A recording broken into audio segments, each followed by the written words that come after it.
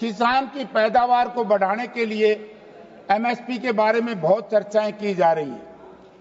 उधर की सरकार की तरफ से भी मैसेज आया, हरियाणा प्रदेश के चुनाव हो रहे थे, इन्होंने कहा कि हमने हरियाणा में 24 फसलों का एमएसपी दिया है। तो मैं सबसे पहले तो सभापति महोदय, मैं आपके माध्यम से माननीय मंत्री जी से पूछना चाहता हूं, ये एमएसपी अभी शुरू हुआ है या 14 से पहले भी था? क्योंकि 14 से पहले के लोग बात नहीं करते। मैं इनके ध्यान में लाना चाहता हूं, मुझे याद है देश की आजादी के समय कॉन्स्टिट्यूट असेंबली में भी एमएसपी का मुद्दा उठाया गया था और स्वर्गीय चौधरी रणबीर सिंह जी ने इसको उठाया और उस वक्त देश के तत्कालीन प्रधानमंत्री पंडित जवाहरलाल नेहरू ने कहा कि देश के विकास के लिए कृषि के उत्पादन का मूल्य देना अति आवश्यक है। तो तब से ये इशू चल रहा था और माननीय स्वर्गीय श्रीमती इंदिरा गांधी जी ने ग्रीन रेवोल्यूशन के नाम से जब देश भीख का कटोरा लेकर के दूसरे देशों में गेहूं और दूसरे अनाज की भीख मांगता था, आज ये जो भारतवर्ष में क्रांति आई है किसान की और उसकी ग्रीन रेवोल्यूशन की, तो एक कांग्रेस पार्टी की देन है। मैं भारतीय जनता पार्टी के साथियों को कहना चाहता हूं, ये भारतीय जनता पार्टी का कोई योगदान नहीं है। तो इसके अंदर अब बात आई एमएसपी की। मैं बताना चाहता हूं, अभी मेरे साथी अनुराग जी यहाँ है नहीं, 2014 में धान पर एमएसपी था 1310 रुपए और गेहूं पर एमएसपी था 1400 रुपए और 2024 में आज धान के ऊपर एमएसपी है 2320 रुपए और गेहूं के ऊपर एमएसपी है कुल 2450 रुपए। ये 10 साल में सर 1000 की वृद्धि हुई। लेकिन इस 1000 की वृद्धि में एक दिन चर्चा चल रही थी, मैं नाम नहीं लेना चाहता, डीएपी की बढ़ोतरी कितनी हुई? मैं मंत्री जी अपना जवाब देंगे। अपने जवाब में 1600 रुपए आज डीएपी का भाव है। जब यूपीए सरकार थी 900 रुपए था। यूरिया का भाव 265 रुपए था और आज यूरिया का भाव 300 रुपए से ज्यादा है। तो मैं एक बात पूछना चाहता हूं कि वृद्धि तो आपने 10 साल में 1000 रुपए की कर दी, 100 रुपए पर ईयर, लेकिन जिस तरीके से यूरिया के भाव, कीटनाशक दवाओं के भाव, जो कीटनाशक दवा 200 रुपए का डब्बा आता था आज वो 850 रुपए का है। जो बीज 50 रुपए किलो था आज वो इन 10 साल में वो 150 रुपए किलो हो चुका है। तो यानी कि किसान की पैदावार को बढ़ाने के लिए उपयोग में लाने वाली चीजें बढ़ती जा रही हैं और किसान का जो एमएसपी है वो घटता जा रहा है। क्योंकि हरियाणा प्रदेश के मुख्यमंत्री ने, माननीय मंत्री जी भी गए थे, क्या हमारी सरकार बना दो, हरियाणा में 3100 रुपए का भाव दे देंगे।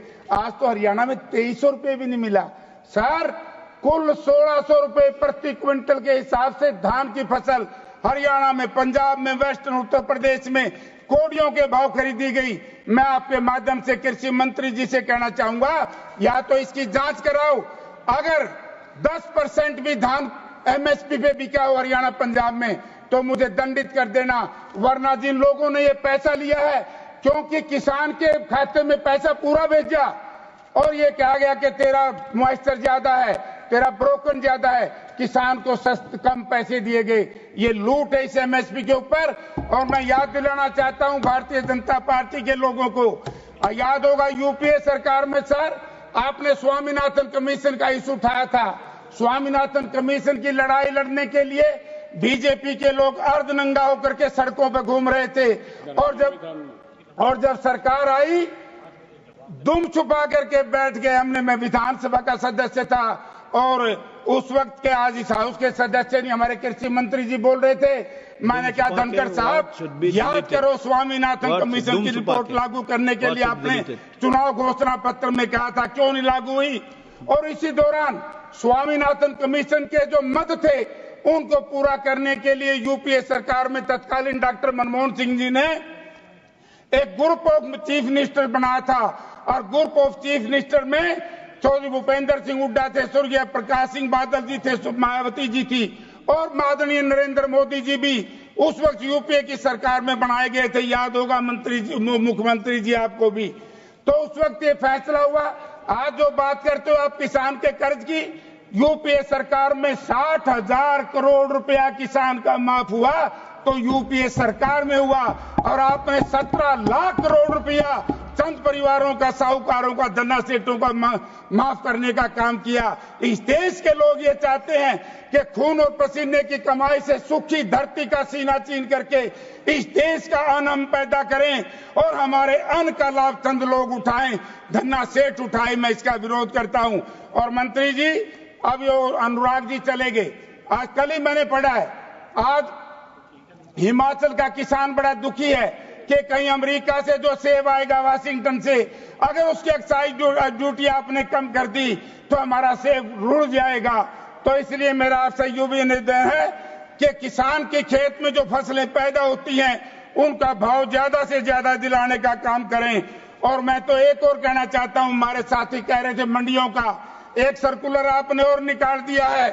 25 नवंबर 2024 को कृषि विपणन पर जो चिट्ठी निकाली गई है वो किसान के लिए काला संदेश है, काला वारंट है। यदि इस देश में विपणन का सिस्टम जो आपकी चिट्ठी में मैंने पढ़ा उसको लागू कर दिया गया, किसान को बहुत बड़ा नुकसान होगा। आप बात करते हैं कि किसान निधि, सर 2019 से लेकर के आज तक 6 रुपये मिलते हैं ना किसान को, 6,000 रुपए, 6,000 है ना। अब आए डीजल के दाम। डीजल के दाम उस वक्त डीजल के दाम थे 2004 में 22 रुपये, पेट्रोल के थे।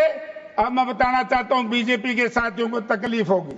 2004 में मंत्री जी 22 रुपए और आज डीजल है 100 रुपए।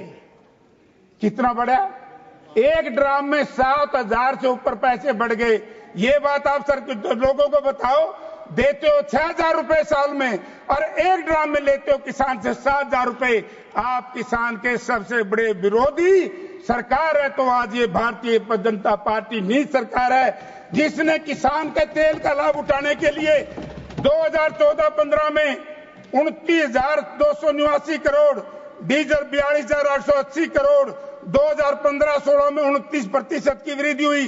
2019-20 में सर 2,30,000 करोड़ रुपए का मुनाफा इन लोगों ने डीजल से हुआ।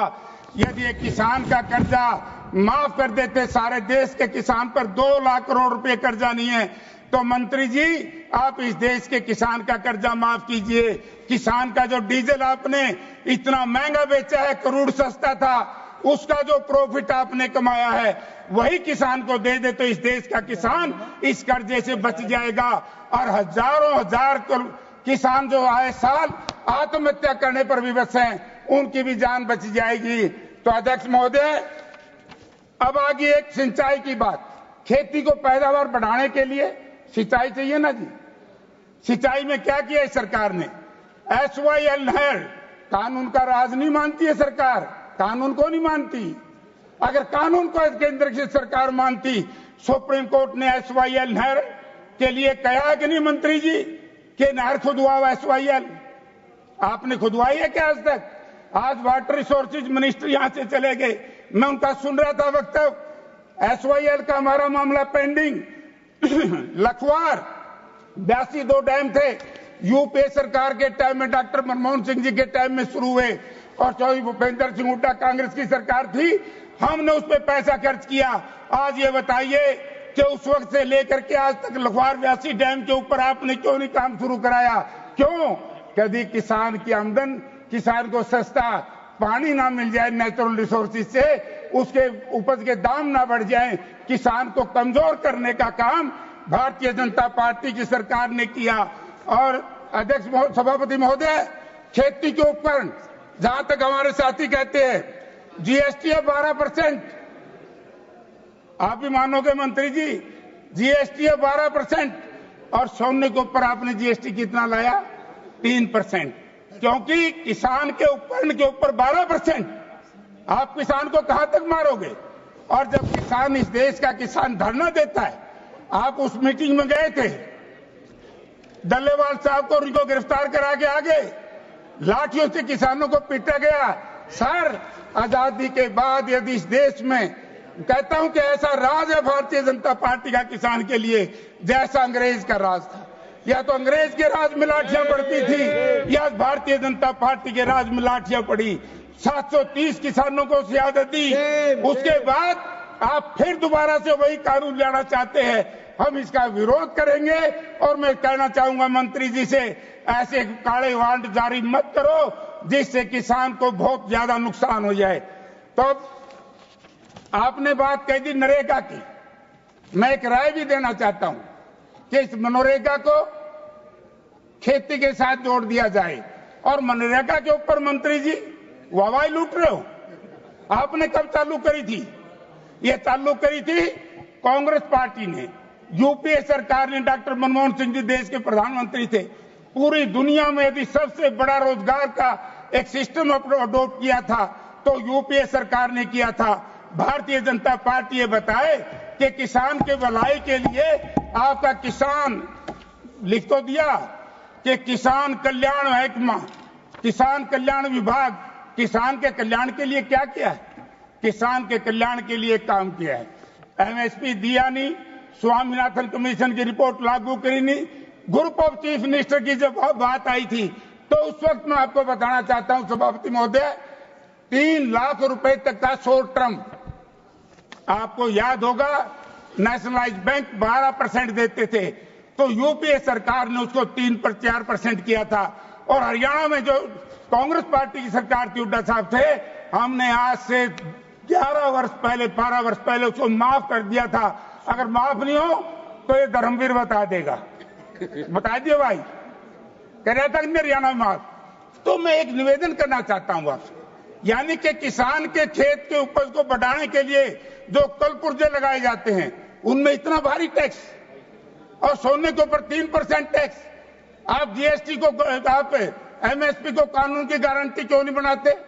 क्योंकि आपकी जो ये लूट का सिस्टम भारतीय जनता पार्टी की सरकार ने इस देश के धन्ना सेठों के लिए दिया है। तो इसलिए मंत्री जी मेरा आपसे एक निवेदन है, घड़ी ना देखो, ज्यादा नहीं बोलूंगा, मैं वैसे थोड़ा बोलूंगा। अब एक बात आई थी प्रधानमंत्री कृषि बीमा योजना, मंत्री जी ने बड़ा विस्तार से उस दिन बताया था।